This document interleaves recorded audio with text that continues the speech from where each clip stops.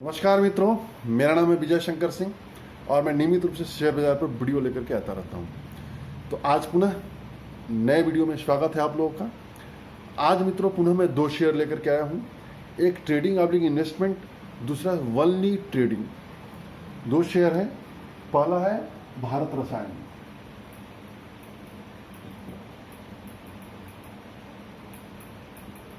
ये trading oblique investing दोनों के लिए है। और जो दूसरा है मित्रों, जो सिर्फ ट्रेडिंग के लिए मैंने कहा है, वो है गार्डन रीच शिप बिल्डर।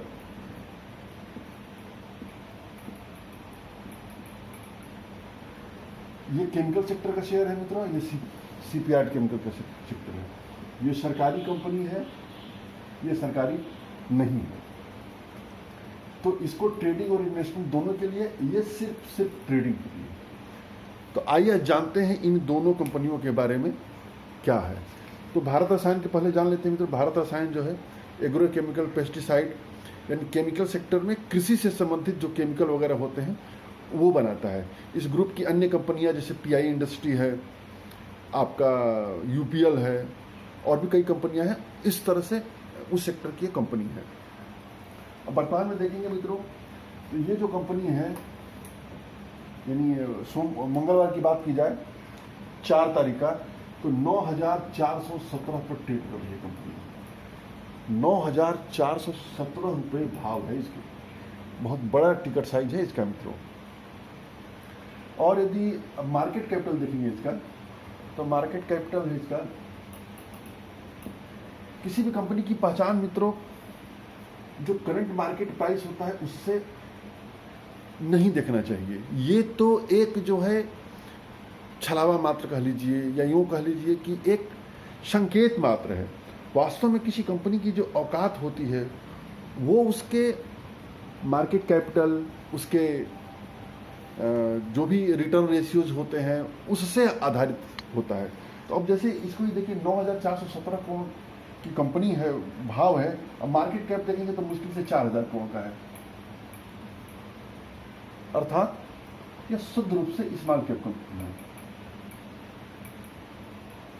अब इसी सेक्टर की बात करें हम, जैसे यूपीएल की बात कर लीजिए, तो यूपीएल भाव देखेंगे 400-500 के आसपास होता है। मार्केट कैपिटल देखेंगे तो 30,000 करोड़ के ऊपर है। इसी तरह से पीआई इंडस्ट्री को देख लीजिए। पीआई इंडस्ट्री को देखेंगे तो मार्केट कैपिटल उसका भी 12-13,000 करोड़ के आसपास चलता है। तो वो भी मिड कैप सेगमेंट की कंपनी है, लार्ज कैप की कंपनी है, लेकिन इसका मार्केट कैपिटल मात्र 4,000 करोड़ का है। अर्थात अभी ये बहुत छोटी कंपनी है। इसके आधार पर हमें तय नहीं करना चाहिए कोई कंपनी बड़ी हो गई है या छोटी कंपनी है। मार्केट कैपिटल यह बताता है कि कंपनी बड़ी है या छोटी है। तो 4,000 करोड़ का मार्केट कैपिटल अभी बहुत ही कम है। ये आगे चल करके मित्रों मार्केट कैपिटल बढ़ेगा। जब मार्केट कैपिटल बढ़ता है तो जाहिर सी बात है कि शेयर भी बढ़ता है। मार्केट कैपिटल कैसे बढ़ता है? जैसे जैसे कंपनी का बिजनेस ग्रो होता है, जैसे जैसे उसकी प्रॉफिटेबिलिटी बढ़ती है, वैसे वैसे समय के अनुसार उसका मार्केट कैपिटल और शेयर दोनों बढ़ता रहता है। अब बात करें मित्रों इसको कि ये कंपनी क्यों चुना गया है, मैंने क्यों चुना है ट्रेडिंग पॉइंट ऑफ व्यू से। चुनने के पीछे 2 कारण है। पहला कारण तो ये है कि केमिकल सेक्टर जो लगातार इस समय अच्छे कंडीशन में चल रहे हैं। दूसरा कारण एग्रो केमिकल है। तीसरा कारण 52 वीक हाई से ये लो है। और चौथा कारण पिछले 1 सालों का जो इसका रिटर्न है ट्रेडिंग के पॉइंट ऑफ व्यू से बिल्कुल सही बैठता है। जैसे 52 वीक हाई देखते हैं तो 52 वीक हाई जो है इसका मतलब वो है 11,000। ये कब बना है? ये बना है 10 जुलाई 2020 को। फर्क देखिए कितना फर्क है। 9,417 से लगभग 1,600 रुपया नीचे ट्रेड कर रहा है। और परसेंटेज के हिसाब से देखेंगे तो आसानी से 15% के आसपास बैठता है। तो मैं ये मान के चलता हूँ मित्रों कि यह मार्केट जब स्टॉक बढ़ेगा तो पुनः यह महीने 2 महीने के दौरान यह 15% का जो रिटर्न है आसानी से दे देगा और अपनी नई ऊंचाई जो है इसके ऊपर जाकर क्लोज देगा। 52 वीक लो देखेंगे मित्रों, 52 वीक लो जो है इसका वो है 3732 रुपया, 22 रुपया और ये कब बना है? 5/8/19 को बना है, यानी 1 साल पहले इसने 52 वीक लो बनाया था। रिटर्न की बात करिए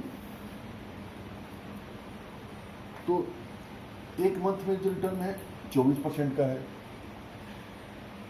3 मंथ में रिटर्न 46% का है, 6 मंथ में जो रिटर्न है वो 43% का रिटर्न है, 1 ईयर का जो रिटर्न है वो है 138% का है।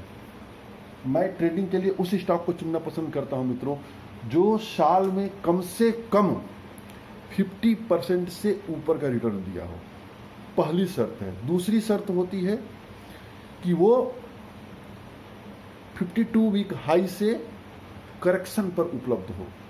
तो जो साल भर के नज़रिए से देखा जाए, साल भर में जो स्टॉक 50% से ऊपर का रिटर्न देता है वो मोमेंटम स्टॉक की श्रेणी में आता है मित्र, माना जाता है कि अच्छी खासी तेज है। तो 1 ईयर का 2 ईयर का रिटर्न देखेंगे तो 2 ईयर का जो रिटर्न है मित्रों वो 25% का है, और 5 साल का जो रिटर्न है ये है 632%, यानी पिछले 5 सालों में आप देखेंगे तो हमारे पैसे को 6 गुने से भी ज़्यादा ये बढ़ा चुका है। अन्य चीज़ें इसके बारे में थोड़ा सा और डिटेल जान लेते हैं। पी इसका 25 है, इंडस्ट्री पी 30 है, यानी देखेंगे तो उससे ये सस्ता ट्रेड कर रहा है।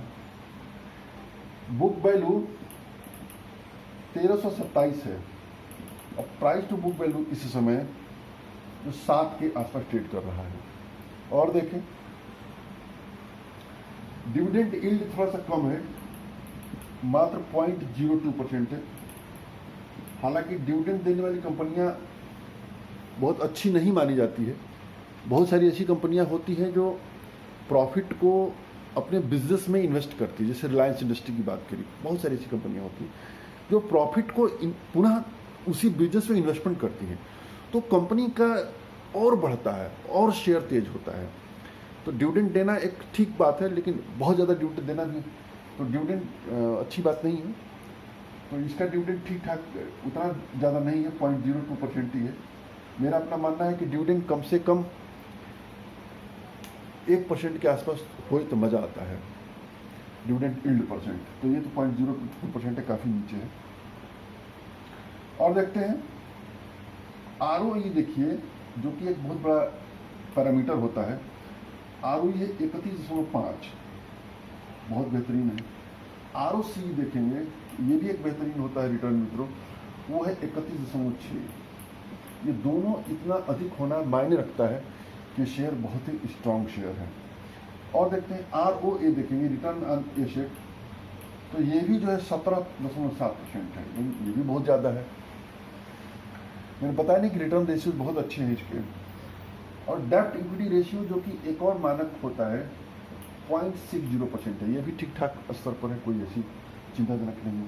एबिटा मार्जिन जिसको हम कहते हैं, जो कि कामकाजी मुनाफा कहा जाता है, एबिटा मार्जिन जो है 19.16% है, ये भी ठीक ठाक है। पैट मार्जिन देखेंगे, प्रॉफिट आफ्टर टैक्स मार्जिन वाली की बात करें, वो भी 11% से अधिक का है। और देखिए एक और बहुत मानक होता है प्रमोटर होल्डिंग। तो प्रमोटर की जो होल्डिंग है मित्रों वो 74.83 है, 74.83%। सोचिए कितना बेहतरीन है। प्लेज 0 है, यानी इसमें जो शेयर है प्लेज 0 है। FII 0.22% है, DII 0.3% है। हालांकि FII और DII कम है, क्योंकि FII और DII वगैरह का ज़्यादातर फोकस लार्ज कैप कंपनियों में होता है, इसलिए इनका कम हिस्सेदारी दिख रही है। सेल्स ग्रोथ यदि आप देखें मित्रों तो 10 सालों में 25% के दर से ग्रोथ हो रहा है, 5 सालों में 22% के दर से ग्रोथ हो रहा है, 3 सालों में 30% के दर से ग्रोथ हो रहा है।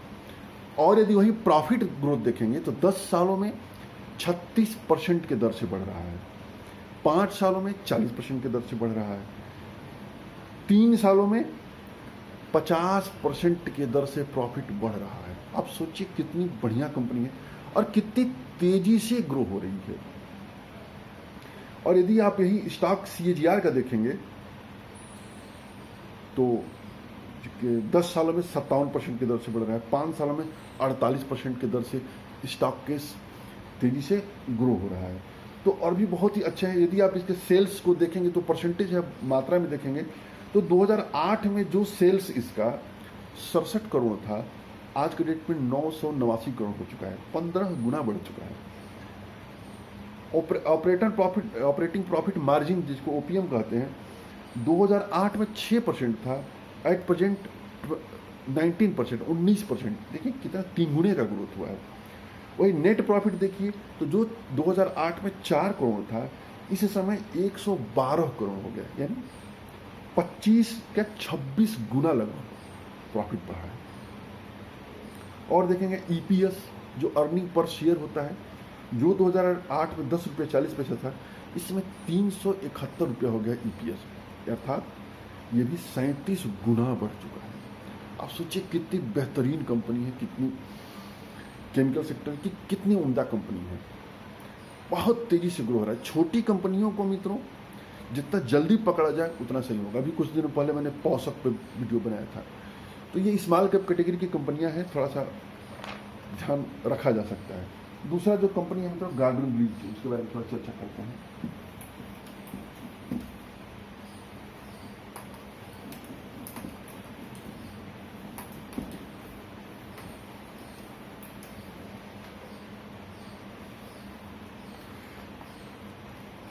गार्डन रीच शिप बिल्डर जो कि सरकारी कंपनी है, 213 पे ट्रेड कर रहा है।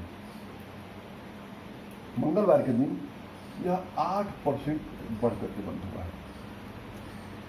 52 में जो हाई लो देखेंगे 249 है। कब बना है ये? 4 नवंबर 19 को बना है। और 52 लो देखेंगे तो 105 है, जो बना है 13 मार्च। इसको ट्रेडिंग के चुनने के पीछे मित्रों 2 कारण है। एक तो 52 के हाई से नीचे है, दूसरा इसका 1 साल का रिटर्न। मैं इसको इन्वेस्टमेंट के लिए नहीं बता रहा हूं, इसको सिर्फ और सिर्फ ट्रेडिंग के पॉइंट ऑफ व्यू से। सरकारी कंपनी है, मुझे सरकारी कंपनियां बहुत ज़्यादा पसंद नहीं आती है। मेरे पोर्टफोलियो में एक भी सरकारी कंपनी नहीं है और न ही मैं कभी सरकारी कंपनी खरीदने के पक्ष में रहता हूं। तो अब देखिए 52 में हाई 249 है, यहां से 213, यानी ये जो शेयर है 36 रुपया नीचे ट्रेड कर रहा है। परसेंटेज के हिसाब से देखा जाए तो आसानी से 18% के आसपास से अपसाइड बचा हुआ है इसमें। यानी यहां से यदि ये शेयर बढ़ना शुरू करेगा तो 18% आसानी से उस पर क्रॉस कर देगा। तो मैं उम्मीद ये करता हूं मित्रों कि जब जैसे ठीक होगा माहौल, ये कंपनी पुनः अपने नई हाई पर पहुंच सकता है। महीने से 2 महीने के दौरान, ज़्यादातर 2 महीने का मैं ड्यूरेशन रखता हूँ, इस 2 महीने में ये जो कंपनी होगी 249 क्रॉस कर जाना चाहिए, अपने नए हाई पर इसको रहना चाहिए। इसको थोड़ा सा मार्केट कैपिटल वगैरह देख लेते हैं मित्रों। मार्केट कैपिटल इसका 2447 करोड़ है, यानी ये भी स्मॉल कैप कैटेगरी की कंपनी है। पी इसका 14 है, 14.97। इंडस्ट्री पी देखेंगे तो 8.46, यानी इंडस्ट्री पी से थोड़ा सा ये महंगा ट्रेड कर रहा है। प्राइस टू बुक वैल्यू बहुत कम है, 2.35 है। वैसे जितनी सरकारी कंपनियां होती हैं वैल्यूएशन के हिसाब से देखेंगे तो बहुत ही अंडर वैल्यूड स्टॉक्स होती हैं और डिविडेंड बहुत ज़बरदस्त देती है, लेकिन कैपिटल गेन के मामले में यानी शेयर बढ़ने के मामले में वो थकी सी रहती है, कोई बहुत ज़्यादा देती नहीं है।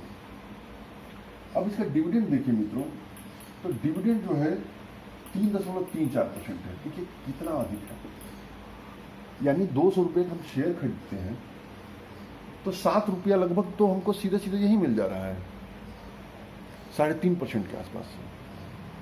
उसमें कितना था जो पिछली बार भारत रसायन में मुश्किल से 0.02% था। तो सरकारी कंपनी में डिविडेंड बहुत अधिक होता है। ROC देखेंगे तो एक बहुत बड़ा मायने रखता है, 17.87 है। ROE देखेंगे 10.67 है। डेब्ट इक्विटी रेशियो सरकारी कंपनी है तो 0 है। प्रमोटर होल्डिंग 74% है, जो कि भारत सरकार के पास है, प्रेसिडेंट ऑफ इंडिया के पास है। FII 1.25 है। DI 17.26% है। प्लेज 0 है। 1 महीने का रिटर्न 2.6 है। 3 महीने का रिटर्न 63% है। 6 महीने का रिटर्न 23% है और 1 साल का रिटर्न 58% है।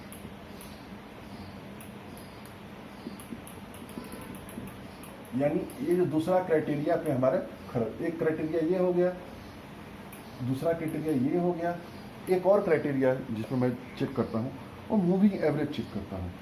तो यदि 5 दिन का मूविंग एवरेज देखिए तो 200 हुआ, 20 दिन का मूविंग एवरेज देखिए तो 204 हुआ, 50 दिन का देखेंगे तो 192 है, 100 दिन का 166 है और 200 दिन का 182 है। यानी ये सभी मूविंग एवरेज के ऊपर ट्रेड कर रहा है। दूसरा मानक ये भी है। और सबसे बड़ी चीज़ क्या है कि 5 दिन का मूविंग एवरेज इसने कल क्रॉस किया है, 5 दिन और 20 दिन दोनों को। तो 5 दिन और 20 दिन का मूविंग एवरेज क्रॉस करना मतलब ये माना जाता है कि शॉर्ट टर्म में इस शेयर में तेजी रहना चाहिए। तो ट्रेडिंग पॉइंट ऑफ व्यू से ये भी है। दूसरा मैंने जो भारत का है उसका मैंने मूविंग एवरेज नहीं बताया था, तो वो भी सभी मूविंग एवरेज के ऊपर ट्रेड कर रहा है। 5 दिन का 9,502 रुपया है, यानी कि बिल्कुल देखा जाए तो 5 दिन के मूविंग एवरेज के ऊपर ट्रेड के आसपास ट्रेड कर रहा है। 20 दिन का 9,402 उसी के आसपास है। 50 दिन का 8,000, 100 दिन का 7,000 और 200 दिन का 6,740 रुपया। तो ये रहा मित्रों 2 स्टॉक। ये मेरा अपना आकलन है। निवेश करने से पहले आपका जो भी फाइनेंशियल एक्सपर्ट होगा, जो भी अपना रिसर्च होगा उससे करिएगा। कोई ज़रूरी नहीं कि मेरा रिसर्च दूसरों के लिए भी काम आए। तो वीडियो देखने के लिए बहुत बहुत धन्यवाद। जय हिंद, जय भारत।